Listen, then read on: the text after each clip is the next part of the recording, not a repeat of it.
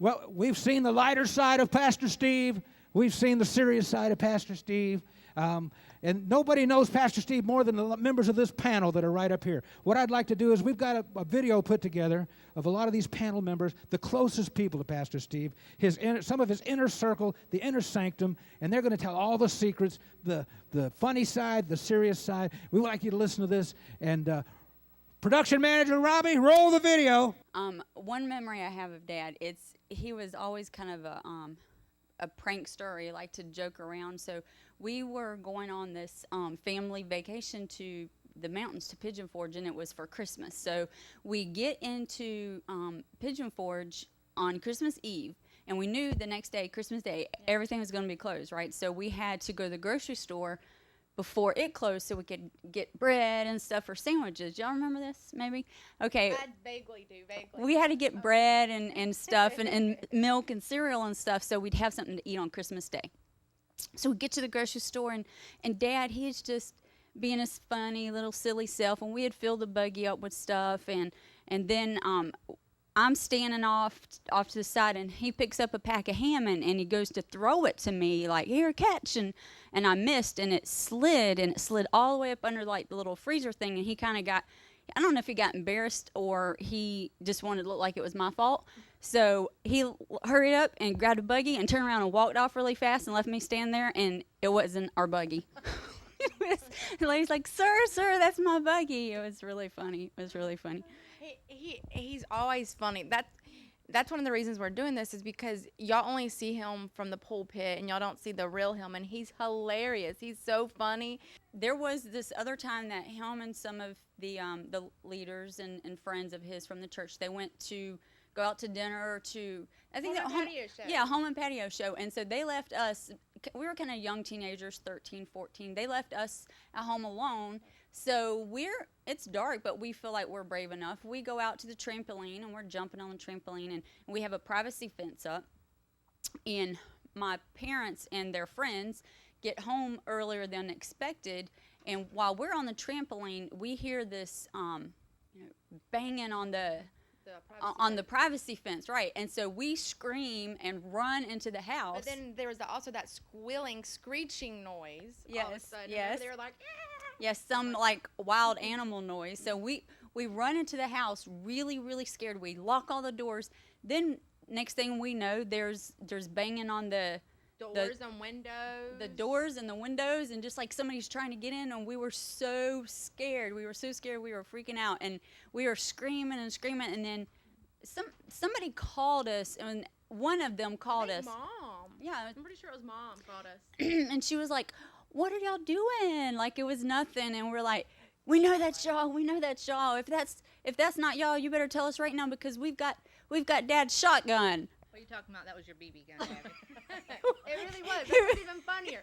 It really was just my BB gun. But as soon as I said we've got Dad's shotgun, they were like, okay, it's us. So that was funny. They were pranksters as we were growing up. They really liked us having a good time. The other time, there was another thing, being he's such a prankster. He's always, y'all just don't know. We were tortured as children. I mean, like, he would, this is not, oh Lord, this is honest to God truth. On Saturdays, my mom would let us sleep in a little bit, but he wasn't having it just because I guess he wanted us up with him. He would come in our rooms and say, get up. We wouldn't wake up. So then he'd pull our covers off, get up. We still don't want to wake up. And if you didn't get up, there was a very high probability that you would have a cup of water poured on your head. And he would think it's the funniest thing in the world. You'd be so mad, and he'd just be laughing. He's always been such a prankster. There was this other time that my dad did it was when Gremlins, for those of you that know what Gremlins are, was really popular. And we went out one Friday night. We went to go to dinner, and him and some of our aunts were with us, and we were all talking about stuff, and then all of a sudden they bust out with this story about, oh, did you hear that they found out gremlins were real? Well, we're young, so we're like, oh my gosh, for real? Because this is exciting. And then they went on about they found them here, they found them there. He said it was on the news that night that they had seen, at the airport, they had seen them flying in over Jacksonville. The gremlins were flying in over Jacksonville. So He went as far as to, before we all went to bed, I knew about this because I was one of the older ones. Well, What? You knew about this? I was the older one. One of the older. Yes, I did. What he had done was he took like those little eye hooks that will screw into his ceiling, and he screwed them to the ceiling in my bedroom and in your bedroom. We shared bedrooms. Me and Joanna shared a room. Oh, your bedroom. And Priscilla and Sissy a lot of times shared a bedroom. So what he did was he had went and bought this little stuffed gremlin, and he put the little hook thing in the ceiling, and he waited till they went to sleep, and he took fishing line, tied it around the gremlin, slipped it through the little eye hole, and he stood around the corner, and so he's pulling the fishing line and dropping the gremlin On my face. right over her face, over and over again, over Joanna's face. What did he pulling- say to wake you up? I can't remember what he said to He wake me didn't up. say anything. The gremlin was touching my face. That's what woke me up. So you And I freaked out. you like a imagine gremlin. waking up in the middle of the night after hearing the story that the gremlins had flown in over Jacksonville, and waking up to a gremlin in your face flying across your room. He And you did don't it. see nobody. There's nobody there. No. You don't see the string. No, you couldn't see it at all. Not only is our dad funny and a prankster, but he is the most caringest man you will ever meet.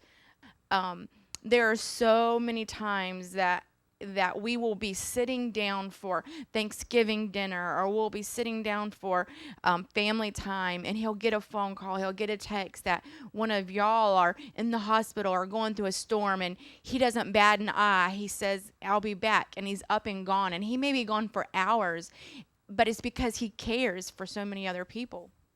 And a lot of times, because you only see him behind the pulpit, you don't realize, you think, oh, his life's easy. You don't realize that he goes through storms too. I remember whenever I was a teenager and one of his daughters ran away. Not pointing fingers. And he found, she wouldn't speak to him because she was mad. You know how teenagers get. And he found out she was going to be at the Regency Mall Christmas time. And we all load up in the car. He cries the whole way there and prays the whole way there. And I'm thinking he's going to kidnap her. I'm a little scared. I don't know what's going to happen. And we pull up and we go in, and he doesn't know where to find her. So he sits at the entrance and just waits. And we wait. And all of a sudden she walks by. And I'm talking about a mob of people. And he gets on his knees and he begs her and he says, baby, I love you. And he just starts speaking love into her. People were stopping and crying and didn't even know what was going on. And a lot of times you think, oh, he doesn't go through storms. He does. He just knows where his help comes from, and that's from God. And you need to, yeah, I'm not going to say it. Sorry, you can preach all you want. That's all we got from him. Yeah. That's what we got from him. That is what we got from him. The past 2 years has been a really hard year for our family. And although our father gets up there and preaches like there's nothing wrong, we went through some battles, but you know what? We stood strong. Our two of his granddaughters lost their father this year, and Priscilla wanted me to share the story that she got the text that he had passed unexpectedly, and she called my mom hysterically, and my dad within minutes beat them and the girls to the hospital, and was there on a Sunday morning, was there until the very end with them. You know, a lot of times you think he gets up here and he's just, there's no problems, but you know, that's not true. He goes through battles too. This past year, he's had some health scares, but you know what? He's healed today. But he got up, for those of you that weren't here that don't know this story, he went on a trip to Jamaica, came back early because he got very ill, went in the hospital, and you know, the doctors speak all kind of evil stuff because that's what they know, but they don't know our God. And he convinced on that Sunday morning the doctor to let him out. He shows up at church, gets up and speaks like nothing's the matter. And you don't see that side of him because he doesn't show it to you because he believes in faith. And about a year and a half ago, he lost his dad. And you know what? That was his covering. That was his prayer partner. And although he puts that smile on his face, it's been a really hard 2 years for our family.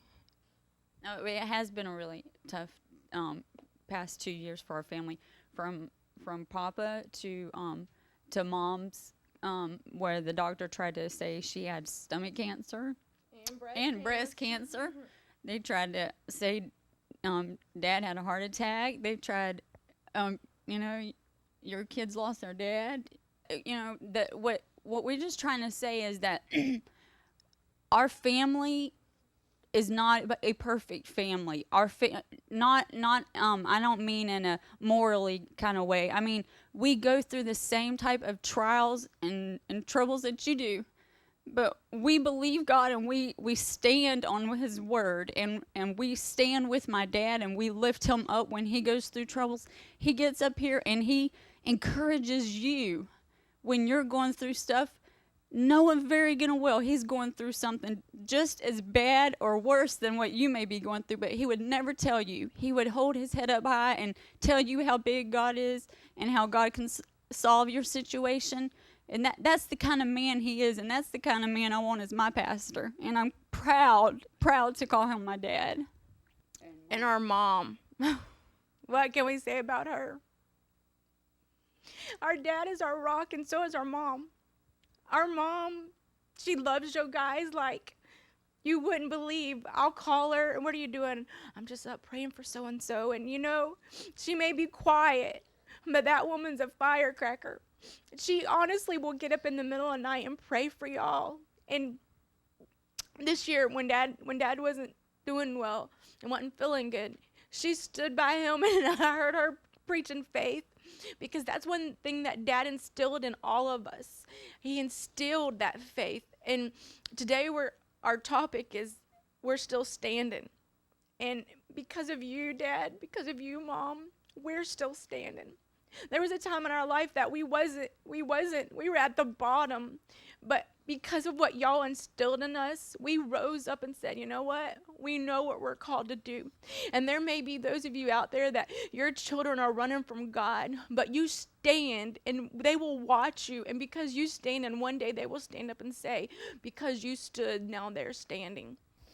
Dad, because of you, We're still standing.